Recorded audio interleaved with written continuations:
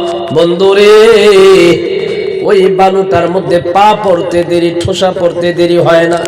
এত গরম বালুর মধ্যে হযরতে বেলালকে শোয়া রাখার কারণে সব শরীরের মধ্যে ফোসা ফোসা পড়ে গেল। হযরতে বেলালকে রাত্রে বেলায় একটা খাম্বার সাথে বাঁধা চাবুক হাতের মধ্যে নিয়ে কয়, মুহাম্মাদের কলেমা ছাড়বি না এই চাবুকের বাড়ি খাবি? বেলাল বলেন, না না, যতই কষ্ট দেস মুহাম্মাদের কলেমা ছাড়া যাবে না।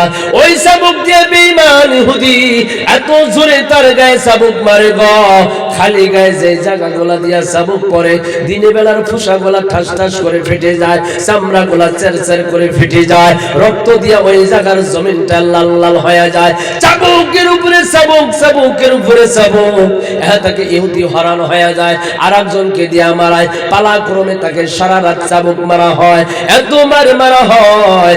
এরপরে বেলাল নবীর কলেমা ছাড়ে না। ইহুদি বলে, কেমন কলেমা অন্তরে জায়গা দিছে, কেমন আল্লাহর মহব্বত, কেমন নবীর মহব্বত তোর কলিজার মধ্যে জায়গা দিছা। এত মায়ের মারলাম, তোর শরীরটা ক্ষত বিক্ষত হয়ে গেল, চামড়া গোলা ফেটে ফেটে, চামড়া গোলা বলতে বলতে মাংস পর্যন্ত শরীর থেকে উঠে আইলো, এরপরেও তুই কলেমা কেন ছাড়স না? কেমন মহব্বত? বেলাল বলে, ইহুদি রে, আল্লাহর প্রেমের কি নীলা খেলা কি বুঝতে পারবি? নবীর কি প্রেমের নীলা খেলা কি বুঝতে পারবি? তুই যত আমাকে বেশি কষ্ট দেস, যত আমাকে বেশি কষ্ট দেস, আমার অন্তরের মধ্যে আমার মাওলা আমার নবীর জন্য ততই বেশি মহব্বত সৃষ্টি হয়। আমার দয়ার মাওলা রে, আমার দয়ার মালিক রে, কোথায় গেলে পাব তোমার ঠিকানা? তোমাকে বুঝি আমি পাইলাম না, তোমায় পাইবার আশে ঘুরি আমি দেশ বিদেশে, মাদ্রাসার ময়দানে করলাম বিছানা, জান্নাতের বাগানে করলাম ঠিকানা, তোমায় পাইবার উসিলাতে হাত দিলাম আমি পীরের হাতে, পার পাবো কি জানতে মনে বাসনা, তোমাকে বুঝি আমি পাইলাম না। ও ভাই, বিলালকে মারতে মারতে বেহুশ করে জমিনে ফেলায় রাখা হয়তো, বিলালের আর শব্দ নাই, শুধু দুটা ঠোঁট লড়াচড়া করতো। ইহুদি মনে মনে ভাবে, দেখি কি বলে বেলাল। কানটা লাগায় দেখতো, বেলালের জবানে আহাদ আহাদ, আল্লাহ আল্লাহ, এক আল্লাহ এক। বিলালের জবানে আল্লাহ শব্দ শুনে ইহুদির ভালো লাগে না, ইহুদির কলিজাটা পুইরা উঠে। তাই একখানা সীসা গরম কইরা, একখানা লোহা গরম কইরা, যেই জিহ্বা দিয়া বেলাল আমার আল্লাহর গুণগান গায়, আমার মাওলার জিকির করে, ওই বেঈমান ওই বেলালের জিহ্বার মধ্যে গরম সীসা, গরম আগুন দিয়া, গরম লোহা দিয়া ঠাইসা দইরা জিহ্বাটা পুইরা খাল কইরা দেয়। আমার বিলাল মসজিদে নববীর যখন মুয়াজ্জিন হয়, আশহাদু বলতে পারে না, শিল আদায় করতে পারে না, তাবাশি আদায় করতে পারে না, আশহাদু হয়ে যায়। সাহাবারা কানাকানি করে, বিলালের আজান ভুল, মুয়াজ্জিন পাল্টায়া দেওয়া হোক। নবী বলে, সমালোচনা করবা না, মুয়াজ্জিন পাল্টায়া দিলাম। বন্ধুগণ, হযরতে বেলাল আর ওই রাত্রে ঘুমায় নাই, বিছানায় ফিট লাগায় নাই, 2 রাকাত ও ভাই নামাজ ওযু করিয়া যায় নামাজ বিছায়া সিজদার মধ্যে পড়ে আমার মাওলাকে একটা শিক্ষা দিয়া ডাক দিছে, মামুদ আপনি তো জানেন আমি কেন শিন আদায় করতে পারি না। ও মাওলা, আপনার জিকির করে ইহুদির ভালো লাগে না, আপনার আল্লাহ আল্লাহ আল্লাহ আল্লাহ এই জিকির ওই বেঈমানের ভালো লাগে না, যার কারণে আমার জিহ্বাটা পুইরা খাল কইরা দিচ্ছে। মাবুদ বলেন আপনি, আমি যে শিন আদায় করতে পারি না, দোষটা কি আমার না আরো অন্য কোন? আমার মাওলা কয় বেলাল চিন্তা করবে না। নতুন মসজিদ ফজরের আজান দিছে, সুবে সাদিক হইলে নামাজ পড়বে, সময় লম্বা হয়ে যায়, সুবে সাদিক হয় না। আমার নবী টেনশনে পড়ে গেল। জিবরাইল চলে আইলো, নবী গো আপনার মসজিদে কি আজকে আজান হয় নাই? বলে আজান তো হইছি। আরশের জিবরাইল কয়, ও নবী আমার, আমরা তো আজকে আরশ থেকে বেলালের আওয়াজ পাইলাম না। যতক্ষণ পর্যন্ত বেলাল আজান না দিবে ততক্ষণ পর্যন্ত আল্লাহর ঘোষণা, এই দুনিয়া কিয়ামত হয়ে যাবে, আল্লাহ আর সুবে সাদিক সূর্য দিবে না। আমার নবী ডাক দিয়ে বলে, বেলালকে ডাকো। বেলাল এখনো যায় নামাজের মধ্যে সিজদায় পড়ে কাঁদতেছে। বেলালকে ডেকে এনে বলা হলো, বেলাল তুমি আজান দাও, তুমি আজান না দিলে রাত পাবে না, তুমি আজান না দিলে আর আল্লাহ সূর্য দিবে না। বন্ধুগণ, সেই বেলাল আমার নবীকে বলতে পারে না, নবী দুনিয়ার থেকে চলে গেছে, বেলালের কলিজায় আর সয় না। এক পর্যায়ে বেলাল পাগল হয়ে গেলেন, টুপলা কাটুরি বানলেন। আবু বকর খলিফাতুল মুসলিমিন যাইয়া বলে, ওরে আবু বকর, আমি আর মদিনার বুকে থাকবো না। বলে কেন কেন, তোমার কি হয়েছে? কারোর সাথে ঝগড়া হয়েছে নি? টাকা পয়সার দরকার নেই? বলেন না না না, আমার টাকা পয়সার দরকার নাই। যেই রাস্তাগুলা দিয়া নবীর সাথে চলতাম, ওই রাস্তাগুলা দিয়া যখন চলি, আমার কলিজাকে আমি মানাইতে পারি না। যেই মদিনায় নবীকে দেখা যায় না, যেই মদিনার অলিগলিতে আর নবীকে পাওয়া যায় না, ওই মদিনায় আমি বেলালের জি থাকে না, মন যে আর থাকে না। আবু বকর বলে, বেলাল তুমি কি নবীকে একাই ভালোবাসো? আমরা কি নবীকে ভালোবাসি না? বেলাল বলে, আবু বকর তুমিও নবীকে ভালোবাসো, আমিও নবীকে ভালোবাসি, তবে পার্থক্য হলো এটা, তুমি নবীর রওজার দিকে তাকায়া সহ্য করতে পারো, আমি যখন নবীর রওজার দিকে তাকাই আমার কলিজাটা যেন ফাইটা যায়। বেলাল মানলেন না, তিনি চলে গেলেন সিরিয়ার দামেস্কে। কিছুদিন থাকার পর আমার নবীর স্বপ্নে যুগে বেলালকে বলতেছে, ওরে বেলাল, কোন অপরাধে মদিনা ছেড়ে চলে আইলা? এ বেলাল, কোন অপরাধে রে আমি নবীর দরবার ছেড়ে তুমি সিরিয়ার দামেস্কে চলে আইলা? কতটা দিন ধরে তুমি আমার কাছে আসো না, তুমি আমাকে সালাম দাও না, তুমি আমার কবর জিয়ারত করো না। আয় আয় বেলাল আয়, তুই সারা মদিনায় আমার একা ভালো লাগে না। বেলাল নবীকে স্বপ্ন পাইয়া পাগল হয়ে গেলেন, আবার টুপলাটা গোটাইলেন, গুনগুন গুনগুন গাইতে গাইতে আবার মদিনার দিকে বেলাল রওনা হয়ে গেলেন। ও বাবা, ওই মদিনায় আমার যাওয়ার নিয়ত আছে না নাই? আমরা সকলের যাওয়ার নিয়ত আছে না নাই? আমরা যাইতে চাই কি চাই না? আমরা কি মদিনার পাগল হইতে চাই কি চাই না?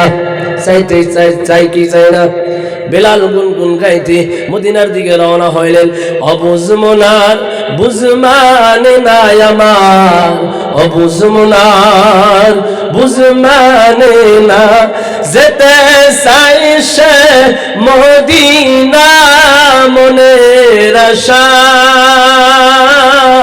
পুরা উরাবানা, হায়রে মনের আশা পুরা উরাবানা।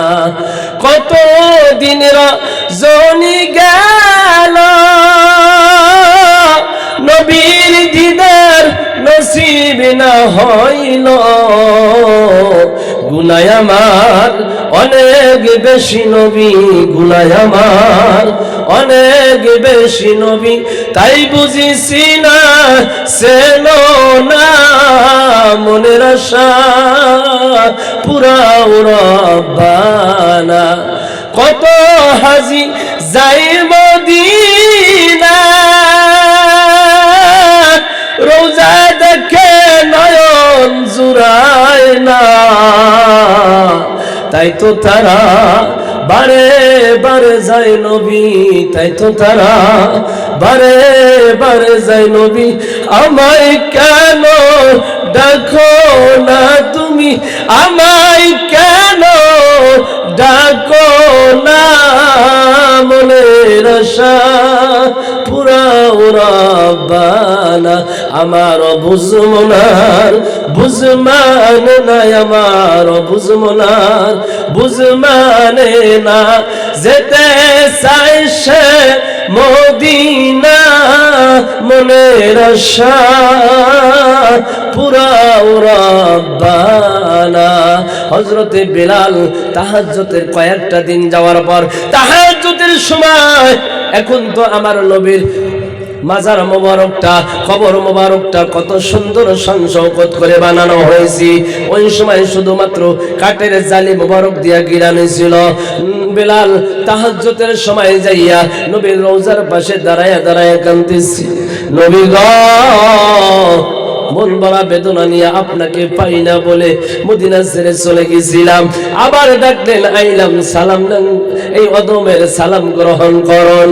বন্ধুরে, যারা গরিব মানুষ, টাকা পয়সার অভাবে হজে যাইতে পারে না, মনে বড় আশা, অনেক কষ্ট করিয়া যখন তারা যায়, ওই মদিনার থেকে যখন তারা বিদায় নেয়, দেখবেন তাদের অবস্থাটা, তারা ওই মদিনায় নবীর রওজার পাশে দাঁড়ায় দাঁড়ায় শুধু কান্দে, নবী গো, আপনার গুনাহগার উম্মতটা অনেক কষ্টের পর অল্প অল্প করে টাকা জোগায়া আপনার মহব্বতের টানে চলে আইছিলাম, চলে যাইতেছি, আর জীবনে হয়তো আপনার রোজার দেখতে পারবো না, নবী গো, এই গুনাহগারের অদমের সালামটুকু গ্রহণ করুন, একটু চিনে রাখুন, রোজা হাসরের দিন একটু শাফায়াতের ভান্ডারিটা আগিয়ে দিয়ে কেন্দে কেন্দে তারা বিদায় হয়ে যায়। বেলাল নবীর রওজার পাশে যায় কাঁদতেছে।